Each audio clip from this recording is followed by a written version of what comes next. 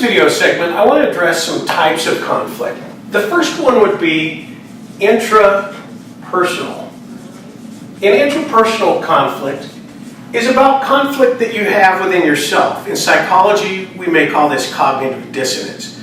But it's where you're torn with yourself, perhaps, about a decision you have to make, or what your next step is going to be career-wise, or perhaps how you're going to deal with a coworker that perhaps offended you.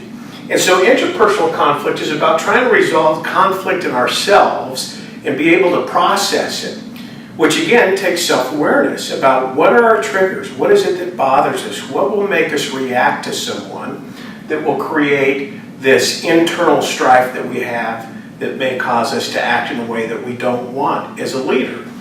Another type of conflict is interpersonal conflict.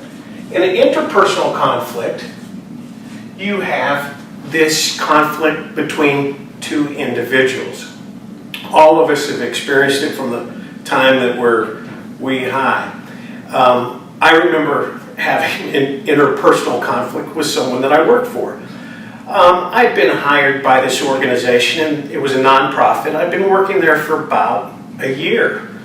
And the person that was in charge of hiring my position, they took that responsibility away from him and gave it to somebody else who ended up hiring me. And so he felt from the very beginning that he somehow had been dismissed by the organization, or that he didn't have a say in my hiring. And I'll never forget, one day I went and I requested the Costco card so I could go out and buy goods for a picnic or whatever the organization was doing. And he denied me the access to the Costco card. And it really frustrated me, and it made me angry. But I had to stop and I had to think, well, what have I done that has caused him to really be against me? And I thought, you know what, in fairness to him, I need to go ask him that question. Now I have to tell you, it was difficult because he was a superior to me, and I also was the new person in the organization, and so I didn't want to go in this spirit of challenging him and saying, why can't I have a Costco card? But on the other hand, he was very influential in that organization, and I knew if I was going to be successful there, I was going to have to win him over, or at least he was going to have to like me. And so I'll never forget, I went into his office and I asked for his administrative assistant. She said, I said, can I have a meeting with this person? And she said, sure, what's it about? And I said, well, I would just like to discuss it with him. And she goes, okay. She makes the appointment. I walk into his office, I sit down, and I looked him in the eye and I said, you don't like me, and I want to know why. And he was so taken aback that I would be so direct, but I wasn't confrontational in the sense of saying he was bad or he was wrong. I just said, you don't like me, and I want to know why. And to his credit, he paused, and he said, Chip, it really isn't about you. And he told me the story, how they'd taken the responsibility of hiring my position away from him. And he said, I guess I've kind of taken it out on you, and I can see how you could read these things into that.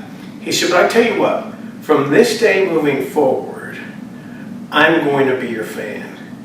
And I tell you what, he became a great fan of mine. Matter of fact, we took a trip together to Cooperstown, New York, to the Baseball Hall of Fame.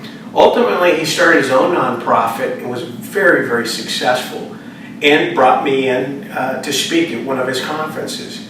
And so it's interesting the risk that we take sometimes in interpersonal conflict. But sometimes we don't really understand what's behind it, and we'll never understand unless we can come to a place of a healthy confrontation. And I'm going to talk about conflict cycle in another video series in this class to better understand how that works. But in interpersonal conflict, you often can make a mistake if you mind read other people and you don't communicate with them. Another aspect of conflict would be intergroup conflict.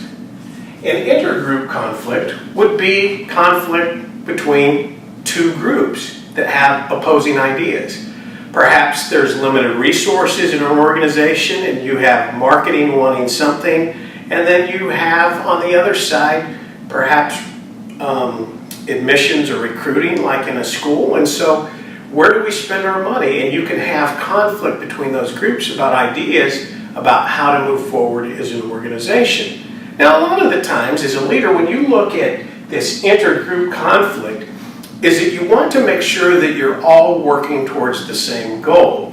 And what can happen sometimes to create intergroup conflict is where you have different goals. A great story about this was a client that I had. They were publicly traded, and they were an insurance company. And they had 7 divisions, and their bonus check every year was based on the division that did the best. And so consequently, they had different types of insurance they were selling, but they would never cross-sell from one division to another. For instance, if I'm there with casualty in front of a client, and that client needs automobile insurance, I would never, because my bonus structure is tied to me making a sale, and if I give this to another department within my company, then it pads their income, and I possibly might lose my bonus. And so when I got down to work with them, I said, what you've created is a competitive structure. And by the way, that is one philosophy on conflict, is to create competition. In this case, it worked out really negative for this organization because they weren't cross-selling, they were creating silos that wouldn't talk to each other and creating intergroup conflict. Another kind of conflict would be intragroup. And intragroup conflict is conflict within the group. And if you'll remember from your organizational behavior class, Tuckman's 5 stages of group development, one of the stages is storming. And it's where the group tries to understand its roles in each other and come together to where they can norm so they can finally perform. So that's a good example of a stage of intergroup conflict. And a lot of times that can be over the same thing. Strategies, ideas, values, objectives. And so that's why organizational culture is so important when we look at intergroup, is that we have trust within that group. Now, you saw Patrick Lencioni's video in a previous class. You're going to see it again at the end of this class, because I think it's so important to talk about what we need to do to build trust within a group so that we can be high functioning and not dysfunctional.